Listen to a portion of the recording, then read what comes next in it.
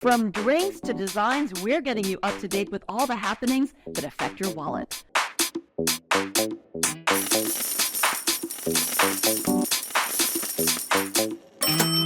Hi everyone, I'm Joy DeMandin. It's been busy in the world of retail. Money Talks delves into Macys' big announcement as the legendary department store announced plans to help slumping sales. Have you ever seen trash along the curb? For some people with a keen eye, that turned into someone's treasure. Dunkin dropped 2 new drinks and we're trying them out, plus Girl Scouts are getting a makeover. We start with Macys. The department store's new CEO announced sweeping store closures are set to take place. Tony Spring, who took the helm at the beginning of February, said Macys has seen a dip in sales and the closures would help drive growth. By the end of 2026, the company expects to close a total of 150 underperforming stores. About 50 stores will close at the end of this year. Macys said it should make about $600 to $750 million by selling the stores. Now, Macys has been around since 1858. The retailer will be shifting its focus by leaning on luxury. It plans to expand high-end brands Bloomingdale's and Blue Mercury. The parent company of Outback Steakhouse is closing several restaurants. The CEO of Blooming Brands, the holding company, said 41 restaurants in its portfolio are shutting down, leaving several states without the chain. At least 33 of the 41 stores have closed. Several Outback Steakhouse restaurants have shuttered in Hawaii, New Hampshire, and Pennsylvania. Bonefish Grill Shop locations in Idaho, New Jersey, and Virginia, and Carrabba's Italian Grill closed several restaurants in New York.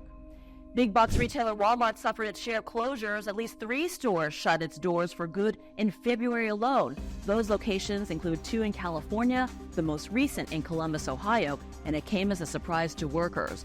Walmart said the store hasn't performed as well as they hoped and made the decision not to renew the lease. The announcement came days before the store's closing. Many employees found out about it on the news on February 2nd.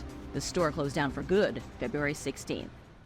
Well, imagine owning something that turns out to be worth a lot of money, or someone passing along a treasured heirloom which you end up learning is worth a lot of money. Well, those are the stories behind these hidden treasures. A family heirloom from more than 80 years ago didn't look like much. It was an oil painting passed down for decades. The owner was stunned to learn it was by the famous artist Diego Rivera, painted in 1904. An appraiser called the oil on canvas a painting trifecta. It's worth a whopping $2 million.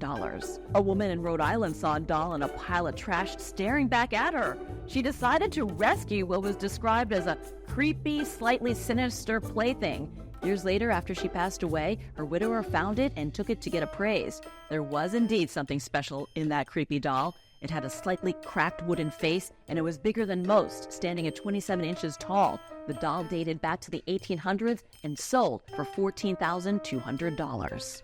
One man's favorite blanket turned out to be a treasure. Lauren Kreitzer said when his grandmother passed away, he went to her home to pick up a few items.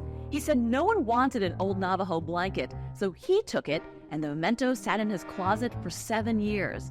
He said one day he was watching an episode of Antiques Roadshow, and that's when he saw his blanket. Kreitzer said after being turned down by several antique dealers, he found a family-run auction company that was known for selling Native American artifacts. His grandma's blanket went to auction, and Kreitzer walked away with $1.5 million. Dunkin is out with a new drink, and it's a departure from the caffeinated coffees. Consumer reporter Dan O'Connor tried it out. And Dan O'Connor joins us right now to give us more perspective on that. Okay, so Dan, you are a Dunkin fan. I know that you love to drink their drinks, but this was the first time you tried it. Thoughts on it?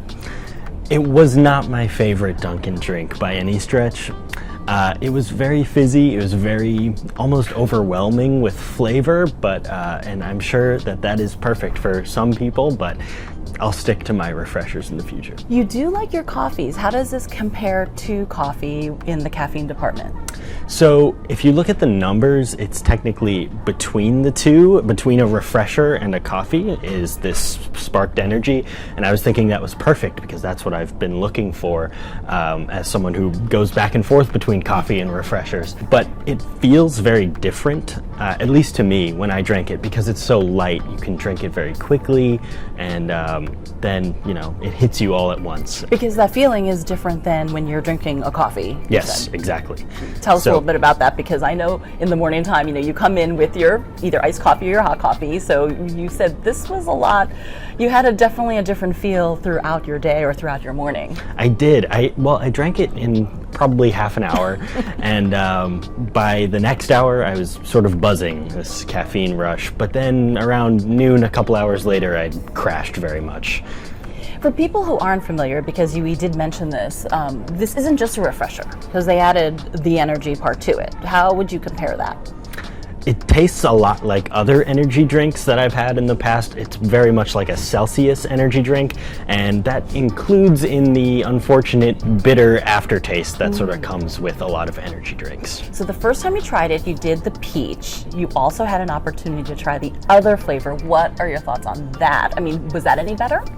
The peach was, as I've said, very peachy. I'm a big fan of peach flavor in general, so maybe I'm biased, but I thought the peach was fine. The berry was intense, a lot more like a Jolly Rancher. It was very sweet, and it wasn't for me. Let's talk pricing on this, because it's still, like the other beverages, comes in 3 sizes. Yes, the small is $5, the medium is $6, and the large is $7. All right, and you are also a fan of its competitor, Starbucks, and its refreshers. Starbucks doesn't have something of this equivalent that I know of. It doesn't, but it does have its own refreshers, which taste a little bit similar to this in terms of like how sweet they are and how intense the flavor is. Dunkin's refreshers are a little more watered down, a little more mellow, which personally I like, but in terms of intensity, this was a lot more like a Starbucks refresher. Okay, so the bottom line here, if you're going to go for your Dunkin' run, are you going to do the energy twist to it, or what are you going to do? For me, I'm going to stick to my refreshers and my coffee. All right, Dan O'Connor, thanks for that perspective. Thank you. Finally, are you familiar with these treats? It's Girl Scout cookie time for many across the country, but there's a new twist to those boxed cookies. Not all the varieties are coming in boxes. That's a departure from the traditional treats. Some cookies are in resealable bags or soft packaging. Fans have taken to Reddit to express their dismay, with one writing, "Even the Girl Scouts got us." Another adding, "Small quantities, cheap ingredients, and premium prices. I'm embarrassed I used to push people into buying those as a scout." Now, boxes are being sold between $5 to $6, but keep in mind, pricing will vary depending on where you live in the country. Walmart may have closed some underperforming locations, but there is a silver lining. Its CEO, Doug McMillon, recently revealed that the discount big box store plans to remodel more than 900 stores by next year. He said the new stores are meant to streamline the shopping process. Part of the redesign includes new showrooms for furniture items and technology to speed up shopping. McDonald's has unveiled a rebrand of sorts. The fast food giant is paying tribute to anime movies and television with an upside-down version of the chain's golden arches. The company said anime fans will be able to spot the upside-down anime character in at least 30 of its restaurants around the world. Now, the limited packaging can be seen on McNugget boxes and fries and special savory chili sauce also. Well, for more money news and trends, check out our money section at the U.S. Sun.